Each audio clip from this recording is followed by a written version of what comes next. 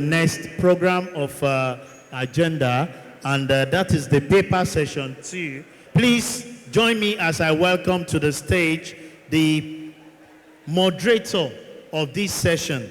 Please, producer, Moneyline, Air Africa Independent Television, Mrs. Nancy Ilo Naji. And the paper presenter for this session is distinguished Senator Ibikunle Amosun, the former governor of Ogun State and the Senator of the Federal Republic of Nigeria. To join them for this discourse, we have a partner with KPMG, Mr. Adewale Ajayi, the senior partner for KPMG. And to join them as panelists, one of the discussants is the Group Head Tax Planning and Compliance, Dr. Titilayo Fowokan, a member of the Governing Council of our great institute. And the last but not the least, as a discussant for this paper, is Professor H. Sabo Ahmed, the Honorable Commissioner of Finance, Jigawa State.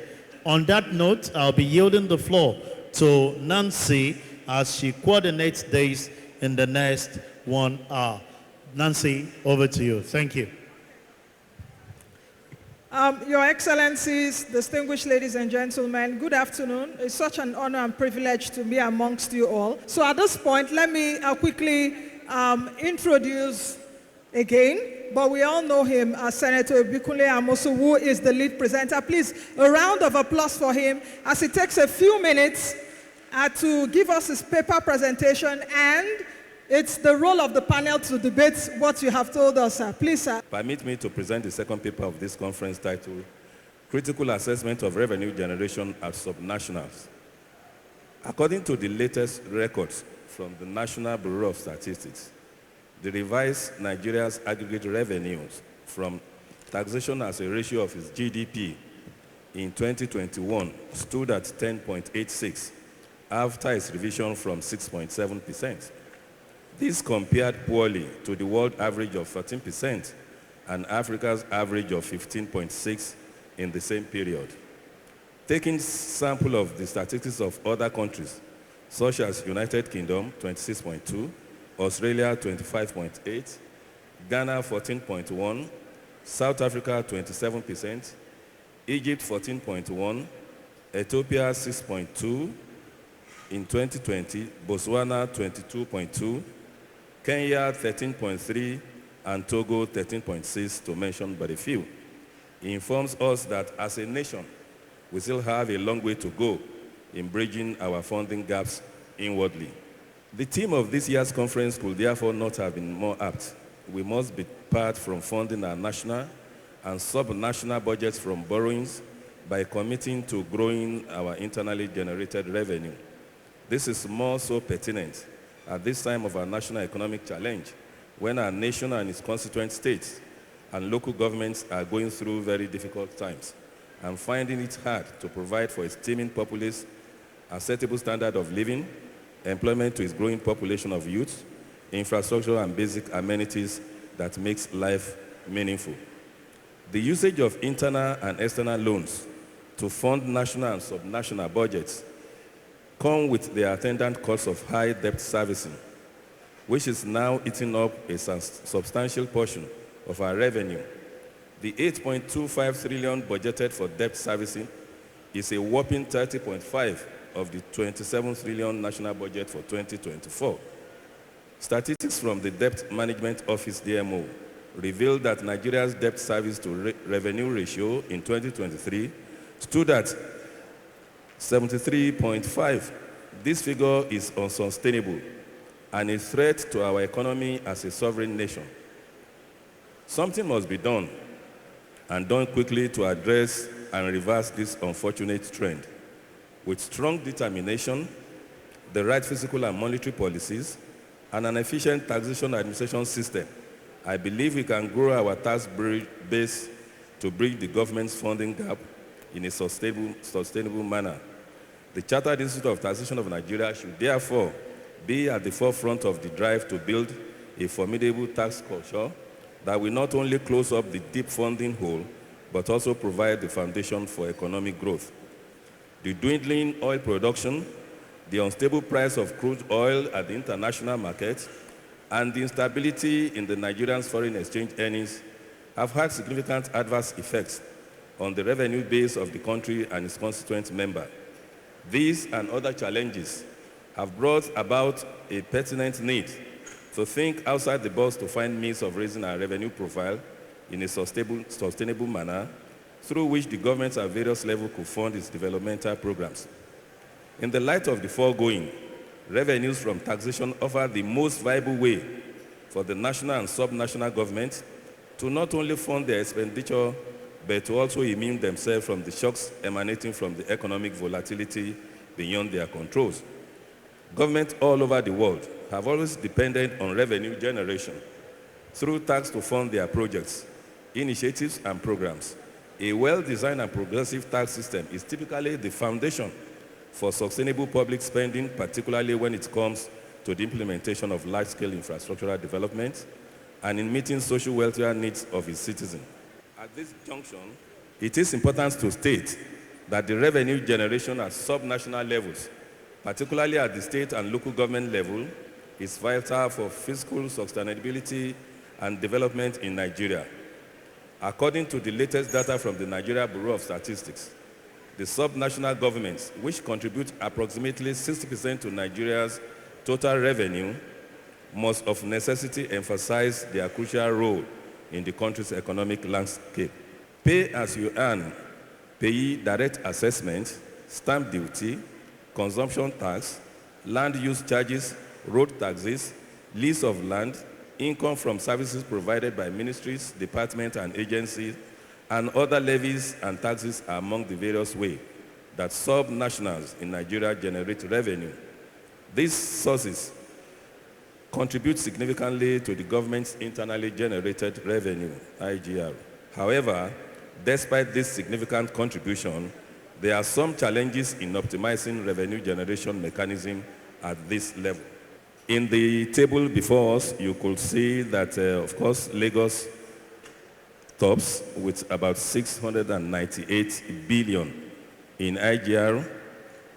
I think it's in 2022. This is from Budget State of State report. And the least state is Yobe with 14.68. And if you look at the dependency on what they collect from the federal government, the FAC, again, Lagos comes tops, with Ogun State coming second, and Bayelsa coming last, depending on FAC to the tune of about 93%. Of course, deriving from the table above, most of the states with the highest IGR ranking are also the most independent of FAC for revenues to meet their social and developmental needs. Lagos and Ogun State generate more revenue internally than they receive from the federation accounts and are thereby more able to immune themselves from revenue volatility arising from federation accounts. On the other hand, Rivers and Delta states, though equally have high internally generated revenue, yet they are among taxpayers regarding their tax obligations, suspicions about the use of their taxes, and lack of government accountability and transparency has resulted in low tax compliance rates and increased cases of tax evasion. Overdependence on oil revenue. Nigeria's reliance on oil revenue is evident, with oil accounting for over 70% of government revenue and approximately 90% of export earnings, as reported by the World Bank. This over-reliance exposes sub-national governments to the volatility of oil prices and production level, leading to revenue instability and hindering physical planning. The challenges highlighted above, to mention but a few, have grossly hindered optimization of revenue collections at sub-national levels. It is imperative that machineries are put in place to turn these challenges into real opportunities that will ensure people pay their taxes accordingly. How do we overcome the challenges of revenue generations? 1, by improving tax administrations and capacity building. Due to complexities and the sheer volume of taxes, the International Monetary Fund highlights the importance of strengthening tax administration to enhance revenue mobilization efforts by being taxpayer-centric, engaging and investing in an education program simplifying tax processes, and leveraging technology for efficient tax collection, subnational governments can boost revenue generation. Furthermore, investing in capacity building programs for revenue officials is critical for improving revenue generation outcomes. The Nigerian Governors Forum emphasizes the need for training initiatives focused on revenue administration, financial management, and data analysis to enhance skills and maximize revenue potential. Addressing the issues of taxpayers' apathy. Taxpayers are suspicious of government and how they spend their taxes, thereby bringing about resistance from paying taxes. They also believe that governments are not doing enough in providing social amenities. Taxpayers are having to pay for services that government ought to have provided cheaper. Such services include access to good and qualitative education at affordable prices, efficient healthcare deliveries, public water, good roads, security, etc. This situation cannot be ignored if we want to improve on revenue collection and manage the cost of enforcement. Government must be seen to be judicious in spending public funds. Government must be open and accountable to the public. There is a direct correlation between building trust and voluntary compliance to tax obligation. Also moving towards attaining sustainable revenue. Sustainable revenue generation, governments at national and subnational level must open themselves up for scrutiny and accountability. We need to enhance fiscal policies, legislative and legal frameworks. Properly implemented fiscal policies can be used to boost revenue. Offering tax breaks, subsidies, and other incentives can attract investment. It can encourage local production, stimulate economic growth, and increase government revenues.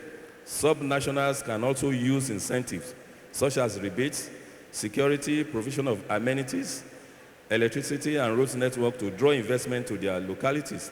Similarly, implementing a fair and progressive tax system, expanding the tax base, and reducing tax evasion through targeted policies of government can increase revenue. The houses of assembly at subnationals should be encouraged to make relevant laws for the implementation of these policies. Here are some recommendations for improving internally generated revenue at subnational. The subnational governments have great potential to enhance their revenue generation. No doubt, this comes with a clear vision, hard work, persistence, and political will. May I, at this junction, seek your indulgence to interject and illustrate my recommendation for improving revenue generation as subnational government with my personal experience as governor of Ogun State between 2011 and 2019. I will also draw from exploits of some other states in my illustration. I sincerely hope that these shared experiences will contribute to the subject matter of my speech, investment-friendly state. On assumption of office, we realize that the major responsibility of government are to provide security, infrastructures, and an enabling environment for businesses to thrive. Infrastructure development plays a major role in the drive for investment, industrialization, and development. As governor of Ogun State, we recognize the need for significant improvement in the infrastructure by putting in place well-thought-out policy targeted at providing a conducive environment for businesses to thrive in the state. This, together with our massive drive to address issues of insecurity and the creation of an investment-friendly environment, were instrumental in Ogun State becoming the industrial capital of Nigeria, attracting a 75% share of the total foreign direct and local investment in the manufacturing sector in Nigeria in 2016. Ogun State ranking in World Bank's Ease of Doing Business subnational report also improved significantly from 35th position in 2011 when we assumed office to 3rd position in 2014, thus making the state the 3rd easiest state in Nigeria to start a business and fastest growing state economically by all indices. I'm happy that Mr. Fowler is here.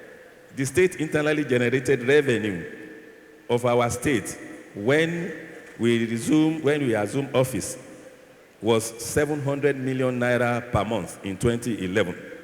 And to the glory of God and all our efforts and the support of the good people of Ogun State, we left in 2019 an average of 7 billion monthly. We moved the IGR of Ogun State from 700 million naira. Indeed, the actual figure we met was 728 million naira per month. The enabling environment created for businesses to thrive in Ogun State equally attracted over 200 new industries that have individually invested between a minimum of 200 million and in excess of 2 billion in some instances. Within the period of 8 years, Ogun State was fortunate to have President Goodluck Ebele Jonathan. In actual fact, President Ebele Jonathan did not even spend 8 years, but he was in Ogun State to commission new industries 6 times within the period that he was president. Mr. President and Chairman of Council, distinguished tax professionals and stakeholders, let me acknowledge the pioneering adoption of technology by the Lagos State Internal Revenue Service that has trailblazed the automation of tax administration and collection. Lagos State ranked the highest among the 36 states in terms of IGR, presently with an average of, I think, about 58 billion monthly IGR.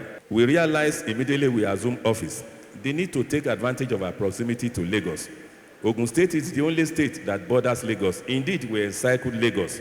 Hence, we decided to feed Lagos, to house Lagos, to clothe Lagos, and move Lagos. We made Ogun State to be the New Jersey of Nigeria. What New Jersey was to New York was what we did with Lagos State. Indeed, by the time we were leaving, we thought that, no, we don't want to be New Jersey anymore. We want to be California of Nigeria. Now, let me say this. We were talking about Lagos State, Lagos State. There is no state in Nigeria that is not viable. And until when all the states are completely dependent, that they don't, completely independent of the federal government, that they don't have to run cap in hand every month to go and be waiting for FAC, we will continue to have the low revenue generation. We will continue to have the problem that has bedeviled us as we speak. Let me say this again, and that's why I said there is no state that is not viable. The only thing to do is for states to look at areas where they have comparative advantage and work on it.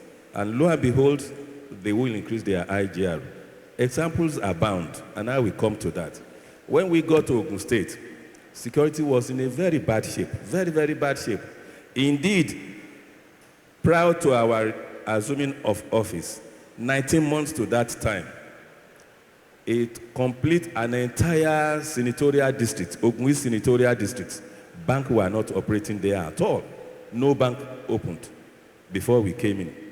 How can business thrive in such an environment? It will not happen. Indeed, in Ogun East and Ogun Central maybe because it's the capital and all of that, yes, companies were still opening, but in Ogun West, companies were opening by 2 o'clock, 3 o'clock, everybody has closed shop. They were struggling to do one shift.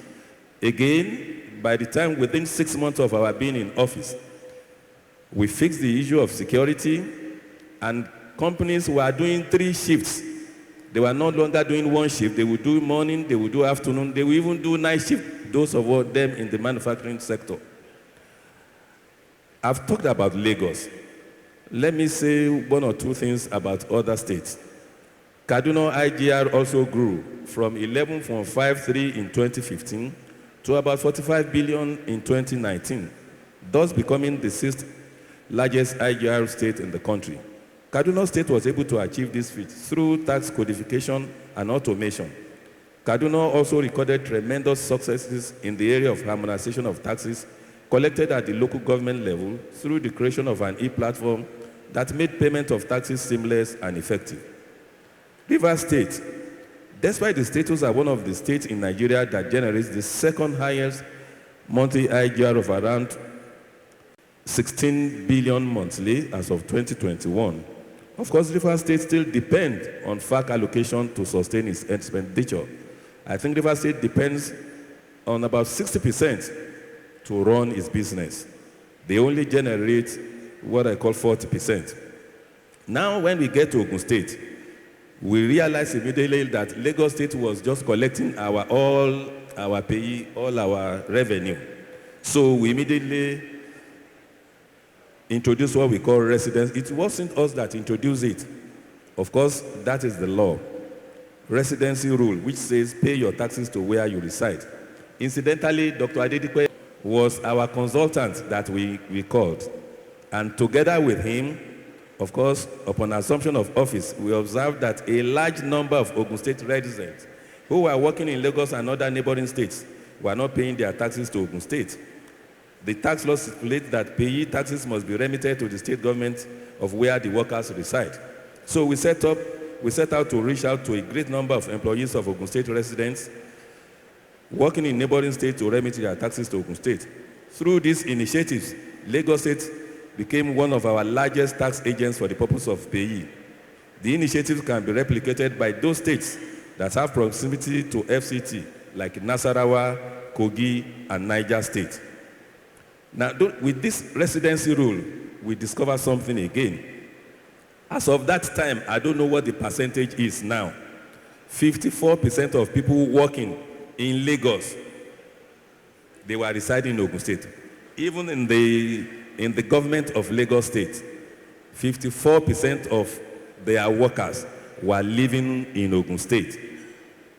So we engage ourselves, and I'm happy that he's seated here, before we could even get some refund for some years from them.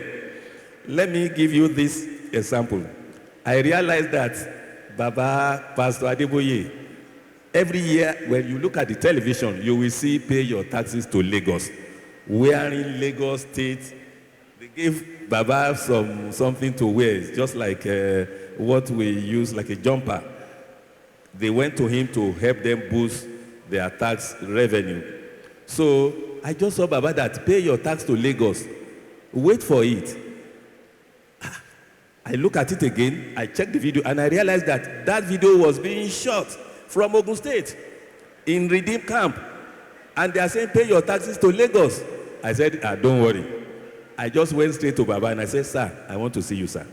That I saw you campaigning that people should pay their taxes to Lagos State, but this is Ogun State. We are in Ogun State. And he said, he doesn't realize that. Oh. Do you know how much they pay to Lagos State every month? As of that time, 142 million monthly. So I said, sir, it is our money. It is not their money. Because all these people, they live in Ogun State. So, and since that, the following month, he started paying that 142 million to us in Ogun State. I don't know how much it will be now. So it wasn't only them. So we went to all the companies. And one thing that I want to even share with you, all of these major companies that have their head offices in Lagos. Lagos is commercial capital of Nigeria, no doubt, but we are the industrial capital of Nigeria. And wait for it, all the money that they make, all of those conglomerates, it is from Ogun State. But the problem is this, whereas a huge number of their middle cadre and lower level live in Ogun State, the top echelon lives in Lagos. They don't live in Lagos because they make the money in Ogun State. Every morning they will drive to Ogun State. Around 4 or so, they will go back to their Ikoyi, VI places. And at the end of the month, they will pay their taxes, yes, especially to Lagos. But all the other lower level and middle management will now begin to collect their taxes. And we ask ourselves that what do we need to do to attract those top echelon? Because the money of MD alone is even far more. The taxes that he paid is far more than maybe 1,000 of those people living in Ogun State. And we said, let's do something so that we begin to attract them to be living in Ogun State. So I went to them and I said, no, we are going to fight. All of you cannot be living in Lagos. Let even your directors, some of them, let them be living in Ogun State. And that's why we were able to begin to improve our IGR. And we created something. We call it the single treasury account. I know because that time we were just doing our work. We didn't make any noise out of it. But when our then commissioner for finance now moved to the national level, then she introduced the same single treasury account. And that's some of the things that we did for us to increase our IGR. Direct support to micro, small, and medium-scale enterprises. As mentioned earlier, Ogun State is home to thousands of artisans and small businesses holders. We intentionally chose to support the businesses to grow, knowing that we stood to benefit from such growth in improved revenue to the state. India as a nation grew its economy astronomically and rapidly by deliberate efforts of governments to grow its cottage industries. We also, as a state government, encourage the MSMEs in Ogun State to form trade groups, cooperative and association for ease of gaining access to government support, which inadvertently provided us records of their business and location. We invested in industrial parks, mechanic workshops, ultra-modern markets, patronized their trades, and even extended electricity to some of their institutions. These initiatives and more grew their businesses and ultimately our revenue. Let me say this. As a government, we encourage small businesses in the informal sector to put in place formal structures for their organization. Thus, we created common services such as secretariat, accountancy services at affordable rates to assure proper record keeping that opens up easy access to loans, grants, and aids needed for the growth of their business and eventual transformation from informal to formal. I'm going to dwell on this investment in non-oil sector.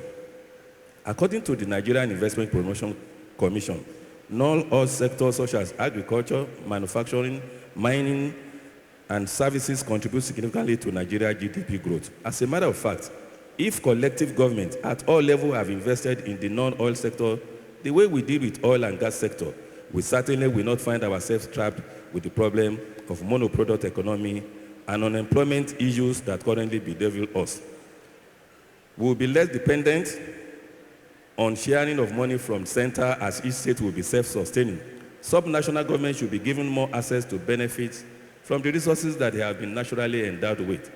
This will require a rejig of our federation law, and some instances require constitutional amendment, such as moving items from executive exclusive to concurrent list. In the interim, every state and local government should endeavor to build upon what resources that are readily at their disposal. Until the subnationals are encouraged to be on their own. Yes, and let me make this clarification. I am in support of restructuring, particularly physical restructuring, or call it whatever name you can call it, constitutional amendment and what have you. But let me, with a caveat, any constitutional amendment that will not guarantee the indivisibility and indissoluble of Nigeria, I will not be part of it. But for crying out loud, we need to do some certain things. Take all the subnationals. They have all these mineral deposits. They have all of those God-gifted items with them. But they will need the federal government for them to do anything. Look at what just happened in Nasarawa, signing of lithium, some Chinese to come and do. The other time I was in Jigawa, if you see what they are doing, marble, ceramics, and all of that. So the federal government, we should devolve power. But such devolution of power should ensure that Nigeria is indivisible. Now we need to, because every day we talk, we said, our exchange rate is high, inflation is happening. It will continue to be like that until when we begin to do the right thing. Wealth will not be created when we don't do the right thing. All of us here, until when we begin to patronize what is made in Nigeria, we'll be where we are. No miracle will happen. No, it will not happen. We just must realize that our destinies is in our hand. I'm not absolving the government, but a scenario where all we think we want to do is to pray, you continue to pray from morning to night, nothing will happen. You have to walk and then pray. And you have to ask yourself that all of us must patronize what we make in Nigeria. Because until we do that, we will continue to be running around in shadow. Oil is our albatross. Oil doesn't help us at all. We know what our economy is as a nation before the advent of oil. From the north to the south to the east, we know. Growing up, we know what all the Babawolo of this world, the Amadu Bello of this world, the Tafawa Balewa of the world, the Sikh, the great Sikh, you know what they did. Our economy was working well. They were creating wealth for people. Jobs were everywhere. But these days, what is happening? People are not even ready to do the work. And we must create access to power. Power has a significant impact on economic growth. Without it, we cannot compete. Because in Nigeria, you will be the one that will generate your own electricity. You will be the one that will generate your own. Your security conscious, you will have to be. Base stations, you have to protect it yourself. So how can we compete? And we need to do what I call import substitution and backward integration. This is, all this address is for our sub-national. Once they discover this is where their strength lies, which of these states will not do well in agribusiness? Very few. Which of our states is not endowed with mineral resources? Very few. So everybody should go back to the basics. Thankfully, Governor Bola Ahmed Tinubu that time showed that you can be on your own. You can be self-sustained if you have the right amount of, generate the right amount of IGR. Of course,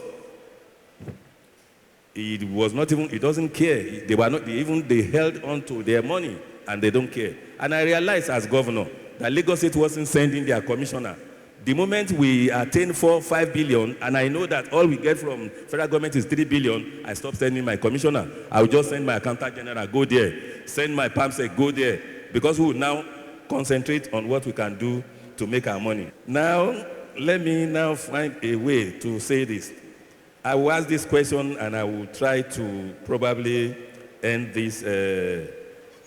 I will stop here to take those that will now critique this. Are we undertaxed as a nation? I'm asking all of them now, all of us now in the audience. Are we undertaxed as a nation, yes or no?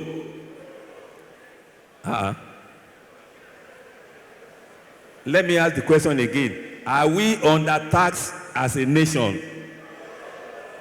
Well, my position is yes, we are undertaxed. Wait for it before you abuse me. Now, are we overburdened with tax in Nigeria? The first one is correct. The second one too is correct. We are undertaxed in Nigeria, but we are presently, they want to overburden us with tax. And I will explain. And this is, let me make this clear. I am not criticizing this government. I'm just saying the obvious. This is our government. This is my government. If you know, you know. Having said that, when the president came, when this government came in, they did some things that it's a no-brainer. It must be done. Whoever won that election will do it. And that is the removal of petroleum subsidy. Very necessary. You better believe me. Very, very necessary. We must do it. The second one is what they did simultaneously, and that is the unification of our FX. Again, very necessary. But that one comes with its attendant problem. Yes. High inflation, high cost of food item, high cost of this, high cost of that. It comes with it.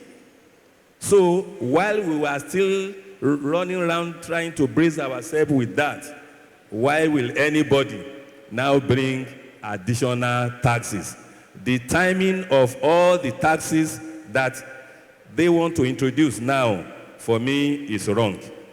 This is not the time to overburden us with additional taxes. The two things that they've done, excellent. And I'm happy that Mr. President, once again, did the right thing at the right time. And that is to suspend the issue of this cyber crime levy. They should not overburden us with taxes. The second one that I want to talk about, and I want to talk about all of us here, our tax practitioners, they should try to be ingenious. I'm not saying they should not collect taxes. They should. But they should try and be creative such that it is those of us that are the haves one. Don't let me do the words rich. All of us are rich.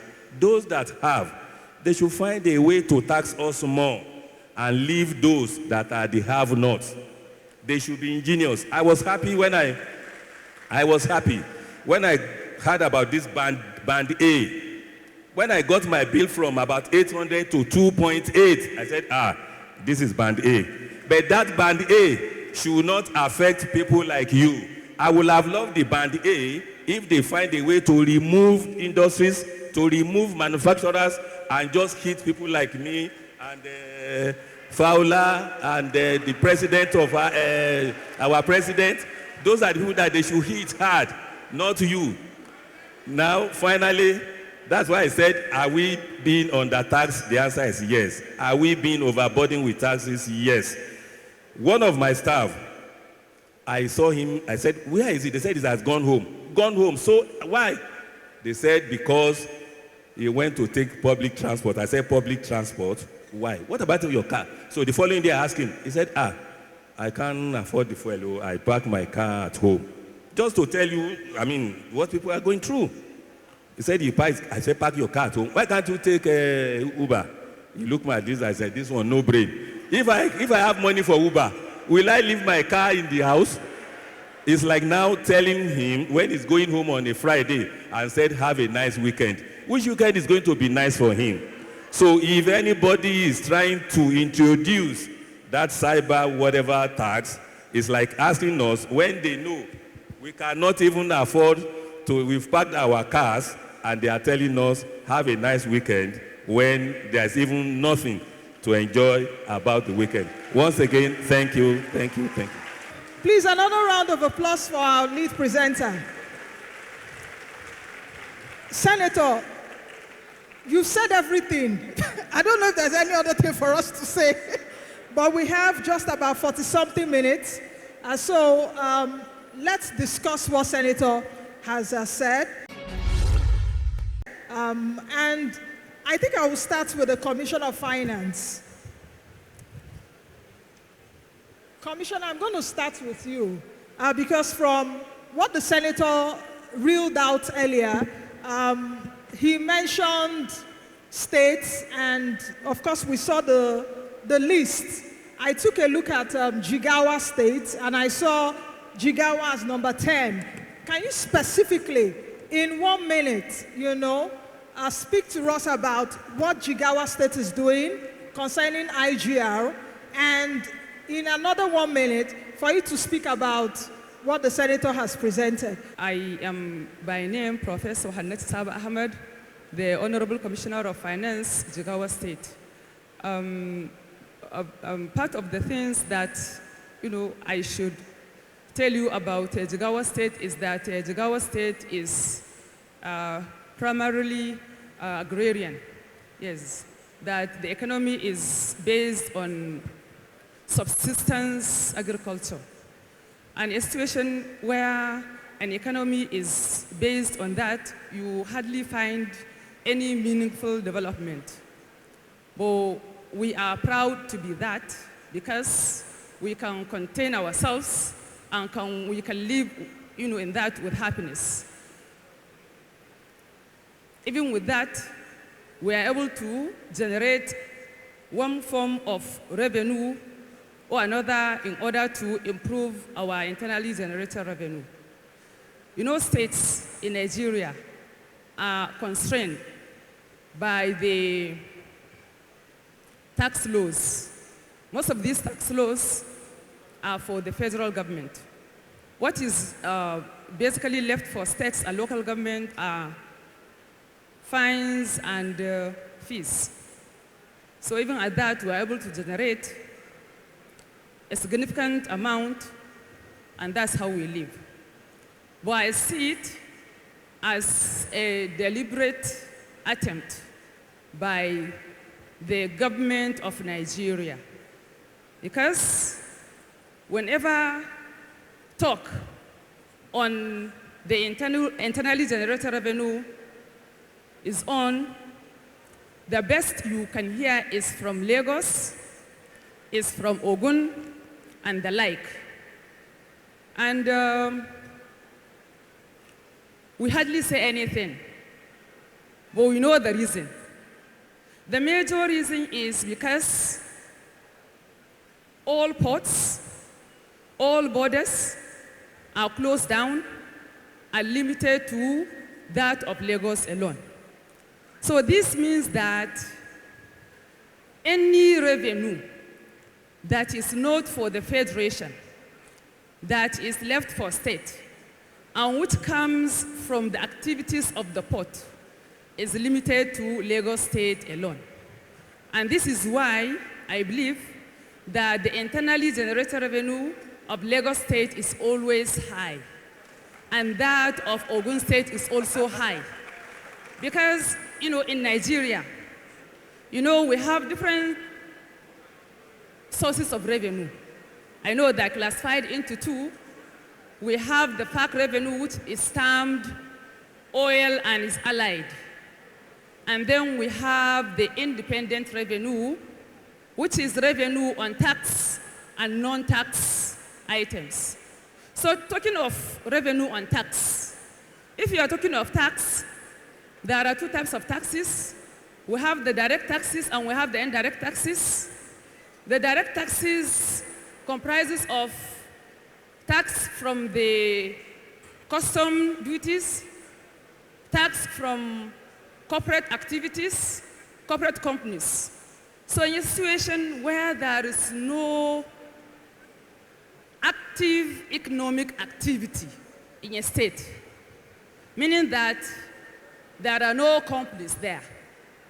Yes, even though, yes, I know corporate tax is for the Federation, but there are some form of tax that will go into the copper of state. So in a situation where you don't have those companies in your state, how would you have the payee, which is meant for the workers of those companies in your state? And that also limits your internally generated revenue, which is a great advantage for Lagos State and Ogun State. And then for the custom duty, I know that also goes to the Federation account, but in situation, you have people benefiting, yes, from this. Before you get that, there are people from the processes. So all these are benefits for Lagos State. So if these, are benefits for Lagos State and the like, how will Jigawa State government stand to benefit that? So this is what I'm saying. This is what I see. I have been reading all my life to see, the reason why we're always left behind. Before the advent of oil, we were told that the mainstay for the Nigerian economy was agriculture. And the major was even export from groundnut. And groundnut, comes majorly from Kanu. And Jigawa State was created out from Kanu. And we are still producing groundnut. But it's as if government doesn't have interest again, as in agriculture. Even if it has, our farmers, are being left behind in that area. But all the same, the state government is doing enough. Our state governors are encouraging, the farmers. If not that, then let them go into another, product that will be acceptable worldwide. And in Jigawa State, I stand to tell you now that part of the value chain products that we have in the country is hibiscus flower and sesame seed. These are products from Jigawa State. And Jigawa State is recognized worldwide as the major producer of sesame seed and hibiscus flower. And this is actually what is improving the revenue base of Jigawa State. We know quite well, yes, we know there are countries in the world that live, without any solid mineral or any petroleum product, but they live solely on taxes. So if federal government, under the leadership of His Excellency, our elected president, President Bola Ahmed Tinubu, assist Jigawa State to produce more and more of this sesame seed and also this hibiscus flower that would improve the import possibilities of Nigeria. I'm sorry, the export possibilities of Nigeria. That's, we export more of this product. And by exporting more of this product, it means more revenue, internally generated revenue to Jigawa State government. Let me come over to Mr. Adewale Ajayi, who is the senior partner at KPMG. Your assessment of the paper, and if you indeed have any issues with what former governor has said, if we are really undertaxed and overburdened, and also what the Honorable Commissioner of Finance of Jigawa State, Professor Sabo Ahmed, had said, in what ways can subnationals begin to think critically of revenue generation? Yes. Thank you so much, Nancy, and good afternoon, everyone. I think let me start from where the governor ended. In his quote, he said that no nation can become more prosperous, right, by overtaxing its residents, okay? And let me rephrase that with respect to what we're discussing today. No subnational, can become more prosperous, right, by taxing its residents beyond their capacity. I think that is very important for us to bear in mind. And let me re-echo something that the senator said that we should not lose sight of. He made two important facts. When you look at the internally generated revenue, only 2 states in Nigeria and Federal Capital Territory generate up to 50% of their total revenue internally. Lagos State on the average generates about 80%, Ogun State about 70%, and Federal Capital about 60%, right? The rest is below 50%. What is that telling us? That says there is scope for us to increase IGR. But having said that also, I must also sound a note of warning. There is no subnational, right, that can achieve sustainable growth, right, by higher taxes. All you need to do is to focus, on, closing the loopholes in the tax laws within your state, and try as much as possible to introduce policies that are pro-growth. Now, you can talk about how much a state is generating from IGR. You can talk about the high percentage of IGR to total population. But all those metrics to me are backward looking. All what it's saying is that you've generated this much. That really is not what we should be concerned about. My position is that we should be looking at what is a state capable of doing. So if you want to evaluate how effective the tax revenue of a state is doing, what we should be looking at is not by how much they've collected, it's not by how much they've increased their IGR, it's by how much of the tax gap they are able to reduce. And what does that mean? When you're talking about tax gap, you're talking about the difference between what a state is potentially able to collect and what they have collected. Now, that is one analysis that no state does. Every now, what we hear is that IGR has gone up. We hear revenue has gone up, but that is not the issue.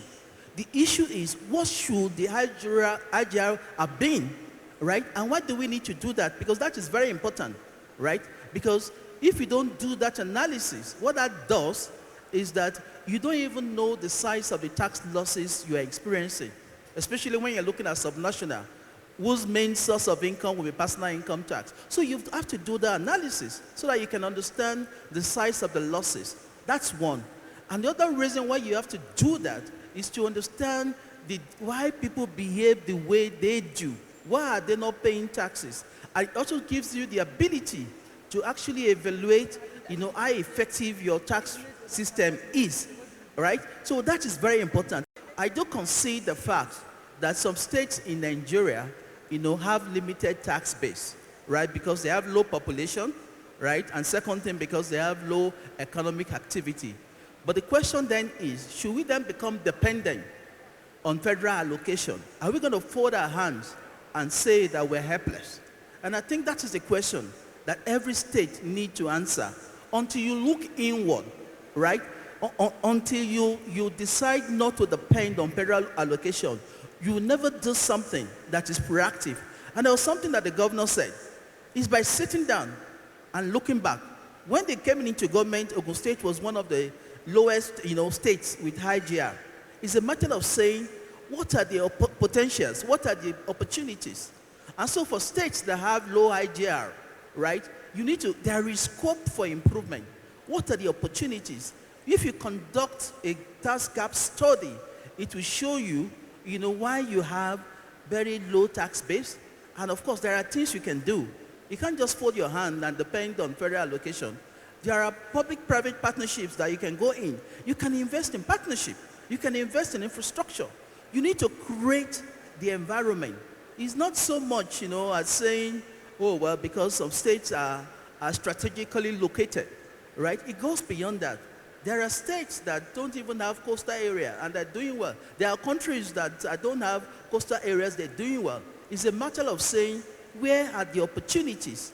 And until we start doing that, most of our states will remain, dependent on federal allocation. But like I said, for me, the metric is just a start. How much we're collecting from IGR as a subnational relative to the total revenue. But the most important metric for me is how well do we close the tax gap. Thank you. Let's move over to Dr. Titilayo Fowokan, who is the group head, Strategic Tax Planning and Compliance Dangote Group. Why is this company very important? Dangote Group is so important in Nigeria's revenue generation, we all know. But I would like you to speak also to the paper presentation, as well as the question around how can subnationals leverage public-private partnerships to gain, to have benefits. Having in mind also the kind of incentives that can come to private sector. Taking Dangote Group, for example, Dangote Group has gotten tax credits, I think since 2018, if I'm not mistaken, till now. The Taiwo Edele Committee mentioned some time ago, perhaps in April, that your company and about over 100 companies have 2.5 trillion naira in tax credits, and they are going to review it. Your job also is also to see how your company, in terms of tax administration and all of that. So I would like you to speak within this context. Thank you. Okay, thank you very much. Let me just say that Pascal, I've done a lot in this paper. I'll be talking basically from the perception we have about subnational revenue generation. Most times we just look at revenue as only taxes, but they are more than that. But probably we say majority of the revenue we're talking about is coming from personal income tax. And when we start talking about incentive is for corporate, not really for the subnational, because it goes at the federal level. Now, if we're talking about revenue gap, we also have to look at location of these subnationals. I was very glad when I heard the comment from the Honorable Commissioner from Jigawa State, and she said Lagos has advantage. And I can tell you that advantage is working for Lagos. Why? Because Lagos is thinking out of the box. It's possible Lagos may have so many population and they are not making tax revenue out of it. But what have they done? They looked inwards and say, how best can we get these taxes in? And how best can we give back to the community? I think one of the things that is making people to appreciate Lagos is the fact that we can see taxpayers' money at work. I'll tell you that the Lagos story comes from, for instance, housing. This money is being paid, but Lagos State started the housing scheme where it's so transparent that you can come to a general forum and you hear your name pronounced and you get a ballot, you win, and then you have an housing to yourself and pay over 10 years. I witnessed this, it's not what they told me. When taxpayers see the results of what they are paying, they are willing to pay, even when it is painful. Because paying of taxes is not easy. It requires you giving some level of commitment to fulfilling your own civic responsibilities. And if you look at the way people are spread, some areas, they are predominantly into agriculture. Definitely, there's no way the revenue they will collect will be as high as what Lagos will collect. So we should take that. Some are advanced in the way they have used their technology. Lagos revenue generation is driven by technology. And I'm happy that states like Ogun State, like Rivers, like Kogi State, they are all coming after. Data is key when it comes to revenue generation. Where there's no data, you don't even know whether you are collecting correctly or you are under collecting. And when the former governor said, are we under-taxed? And then he said, are we overburdened? I would say, when we start having subnationals coming with laws that now make you to pay payee and other levies, which are not in line with the normal Cap T2 LFN 2004, then you start asking yourself a question: how do we survive? Because this is not only the corporate, it's also affecting the individuals that are living in those states. So I think if subnationals look inwards and say, what is our base? What can we get from this base that we have? How best can we harness? And let me remember to talk about area boys. I'm sorry to say, because we have some states where touts are the ones that collect this money. And this money does not go into the account of the government, especially the local government. We have a law that we pay at local government level that doesn't go into the account. So it would be good for subnationals to look at technology, data, and looking at their environment. What can they get the best out of their environment? And how best can they use what they have to get what they want? Thank you very much. Let me still stick with you a bit. Just 1 minute now, because I don't think you've answered the question around how can we have public-private partnerships? Because for taxes, you need to encourage companies to come. Yeah. The commissioner has spoken about sesame seed and hibiscus flower. Those products can actually be processed. You can have a juice-making factory, for example, there, processing and selling to the rest of the world. So okay, on the public-private partnership, it requires government's openness, transparency, sincerity, because most of the private sector, they are willing to see accountability in what they do. So if the government is coming with a plan, I've had so many states that say, we have resources, but we need people to come and partner with us. So when the government is open, and they're able to say this is the limit, and they're able to give an enabling environment, then the private sector can come and see how best can we turn your resources into wealth, not only for the state, but also to make the life of your citizens better. And then you'll be able to make a lot. Okay, thank you. Let me come back to former governor. What specific things, tell me, 1, 2, 3 things. I know you've reeled out some, but can you tell me like 2 things what steps you took to attract companies that made Ogun State the industrial capital? Just 2 things. Security and getting them necessary infrastructure for their business to thrive. Yes, you said security earlier. Can you break it down? Because most governors will say when it comes to security that, no, I don't control the IGPO. IGP is Abuja. I hope you understand what I'm saying. What specific things did you do for security, and what other steps did you take in terms of creating an enabling environment? Now, let me say, once the people that you govern, once they have inherent trust in you, it will be so easy. The security we are talking about, you go to all of those heads, either village heads, our KBCs, and all of those, and you tell them, if this is not done, businesses will not come to you. Because what we seek to do immediately is, once we resolve security, we were going around to attract companies to come to Ogun State, industries to come to Ogun State, and we'll tell them that if you are not ready for it, we'll take it to another place. They must not be disturbed. One immediately must not come and be troubling them. Once you guarantee all of those, they will come naturally. They will even be queuing up. So, and that is why we were able to attract over 200 industries. The list, those industries that we are counting, if you don't invest up to $2 million, we are not even counting you. Okay. Some invested up to over $200 million. So that was what happened. Thank you. Okay, thank you very much. From what the governor has said, the former governor, it means that if there's political will, insecurity can be solved in the states. That's what we got from here. Honorable Commissioner, 1 minute also. What are the specific things that Jigawa State is currently doing to make your state viable? You heard from Dangote Group. You've also heard from Mr. Ajayi. What specific things? 2 things precisely. What I want the federal government to do for Jigawa State is to open the migratory border. Yes, and to have full control, yes, of that border. To have security apparatus, yes, there.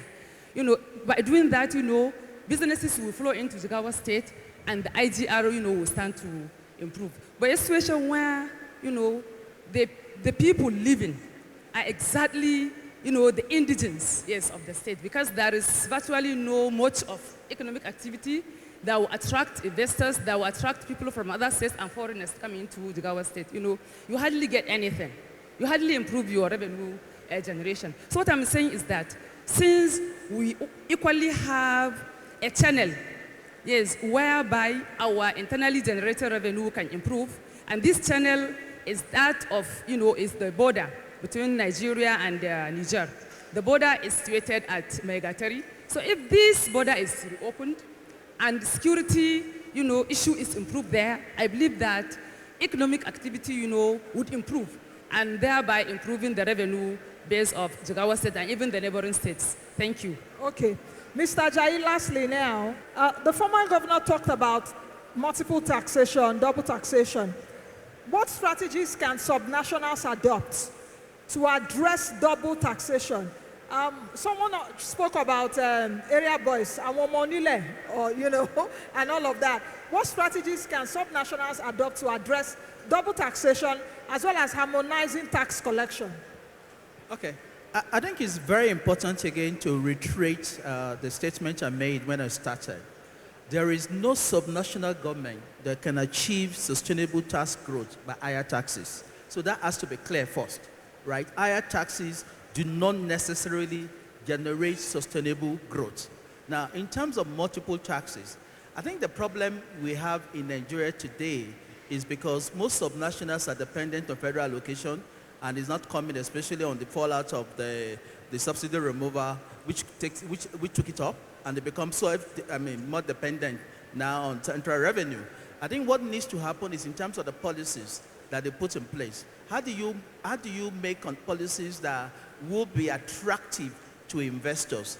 What you find out is that when you look at Nigeria, there are so many resources, so much in this country. How do you develop them? You know, in such a way that you don't need to focus on multiple taxes. How do you make your tax collection more efficient? And it's by automation, right? You need to automate the process. What that does is that the little things that the tax authorities focused on, right, they can then focus on high-value items than trying to generate revenue. And I think one other thing I will say is in terms of property reforms, right?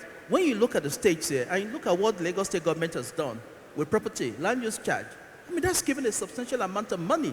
And there is no state in this country that does not have land, right, they can actually capitalize on. So I think there are so many ways, right, that governments in subnationals can look at the opportunities within their area and try to focus on them to grow, the economy of those areas, because you need to grow. If you don't grow, that is when you then need to depend on multiple taxes, which is what we're seeing in Nigeria today. Okay, all right. So it's time for question and answer and comments. My own is going to be a recommendation. Every state in Nigeria, and take it, is enough to grow their IGR to the extent that Ogun and Lagos State grew their IGR. Lagos State started the trade. My recommendation is that lock up allocation of all states for 4 years, as they did for Lagos State. Everybody will wear thinking cap and about what they will do. Look at the state of Nevada in America. It's landlocked. They are able, no resources, but it's one of the wealthiest states in America. They think most of the states, before the oil came on board, people have been living. I want to commend Nasarawa now because the industry, the lithium factory, they just opened. If the resources can go back to national account, I think we are off from our debt because it's going to yield a lot of revenue. Let every state go and think of what they can do without oil, without this allocation. You will see we will think very well. Partnership, we can do it. So this partnership now, the model of the paper presenter is what I recommend to every state government. Let us go back home and let our political head, let them now go and make it as a challenge. You can't tax without any activities. That is the problem. If you don't have activities, what are you going to tax? You have to create the activities first, then you will have avenue. All multiple taxation is as a result we want to tax poverty. My question is to the erudite people sitting there who are experts in taxation. So I've observed Nigeria, and I've seen that multiple taxations still exist. I don't know if it can be eradicated. But at the same time, I know that if we collect this tax as a central body, that is, all taxes are collected peradventure by federal government. And let's assume that there will be transparency and there will be trust. And we collect this money and we share it to the tiers of government, just as we do VAT on a micro level. Why do I say this? Because I found out over the years that people evade tax very easily in Nigeria. What do you feel if there is this national tax collection policy where all things are collected by one central body and is shared to everybody? I believe we'll have almost 4 times what we collect now. My question is this. Will I be wrong if I say the challenge of revenue collection for subnationals is Ibikunle? Our professor. Ibikunle is inadequate tax administration. Base of tax is limited. Inadequate fiscal decentralization. Keystone general mismanagement. Uneven economic development. Natural resource dependence. Limited access to credit, and excessive cost of governance. Thank you very much. My own is not a question, it's comment. I would like to say thank you for His Excellency for presenting a very wonderful paper. And this is coming from a former governor of a state, Ogun State, that when you met Ogun State as a governor 2011, on the table in terms of IGR, Ogun was 22. And you make sure that before you left office, Ogun is second. I'm from Jigawa State. In Jigawa State, we have abundant natural resources. And I thank God during his presentation, during the governor presentation, he made mention of Jigawa State and Nasarawa State. And it's in my mind that we have a lot in Jigawa in terms of agriculture. We are not even utilizing 1% of the value chain of agriculture in Jigawa State. And secondly, I'm not criticizing anybody. And thank God the present governor of Jigawa State is a chartered accountant, is an industrialist, is a member of this institute. And my former head of department is here, my former BC, my former dean, Professor Menoma. Can you please round up? I want to appeal to you, the former governor. What gives you this wisdom to do this? You are thinking outside the box. And you have more access to the present governors, the 36 state governors. Sir, you can take, sorry sir, I want you to listen to this Please point. round up. You've I made your want point. the governor to listen. Sorry sir.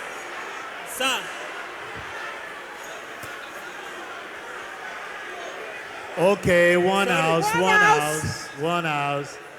Oh yeah, proceed. Proceed. Your Excellency, the former governor, I want you to take this and as an advantage. You have access to this state governor. You can think for them if they cannot think for themselves and for their state.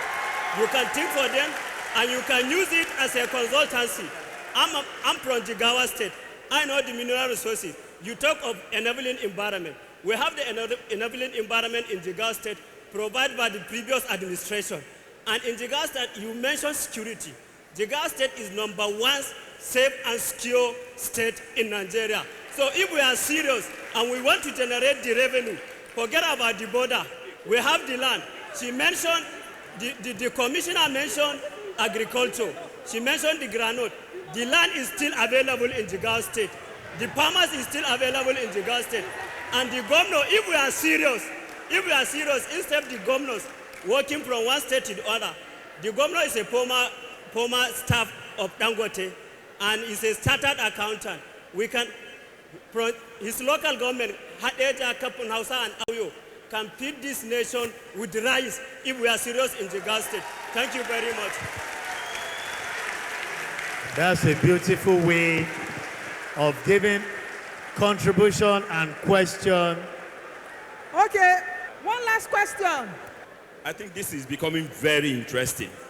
And it's so interesting because just as the former former governor of Ogun State made that statement of how they moved from 700 million to where they left it, it reminded me of what we did with Kwara. Thank God there are a lot of people here who can bear witness to what happened between 2015 and 2019 in Kwara State. Incidentally, I happen to be one of the directors, so I can speak to this. The only thing we did was that we removed poverty mentality from our heads as drivers. And we were so audacious with whatever we were asked to do. Now, at any point, if you think this thing they call poverty is somewhere else, it's of the mind. And I love what the man has just said. We have this opportunity, we have the opportunity, we have that. It takes a great mind, a great leader to lead people to do the impossible. Recently, I said to somebody, I said, the easiest way to offend anybody in Kwara State at the time was to do anything against KWRS. And you will see or incur the wrath of a governor. Today, we left a process because, now just to bring it home a little, if the governor or the leaders of some of these states are not taking this act of improving IGR seriously, they will not get anywhere. They will not, the governors and the chief executives have to be the driver. They need to buy into it if we must talk about IGR improvement. Thank you. I think the former governor should start. Well, let me, in no particular order, but let me take the last one. Truly, all you said, I mean, no one can fault it. Kwara is one of those states that are getting it right. And I know there's room for improvement, and they will continue to do that.